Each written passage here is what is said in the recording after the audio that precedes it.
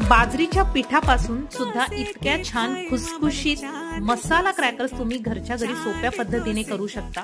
खूपच टेस्टी आहे। ज्यांना गोड कुकीज खायला आवडत नाहीत त्यांच्यासाठी हा मस्त स्नॅक ऑप्शन आहे आणि तुम्ही एकदा नक्की ट्राय करा। डिटेल रेसिपी YouTube फेसबुक चॅनलला आहे आणि कॅप्शन मध्ये सुद्धा मी मेन्शन केलेली आहे। तर अशा प्रकारे मस्त याचा डो बनवून घ्यायचा आहे आणि लाटताना पातळ थोड्याशा कुकीज आपण करतो त्यापेक्षा थोड्याशा पातळ त्या लाटायच्या आहेत आणि मस्त क्रॅकर्स तुम्ही 170 डिग्रीला साधारणतः 15 ते 20 मिनिटं बेक केल्यानंतर मसाला क्रॅकर्स तयार होतात आणि हे तुम्ही 2 महिने स्टोर करू शकता एअरटाईट कंटेनर मध्ये। तर नक्की ही रेसिपी ट्राय करा आणि व्हिडिओ आवडला तर लाईक शेअर फॉलो करायला विसरू नका।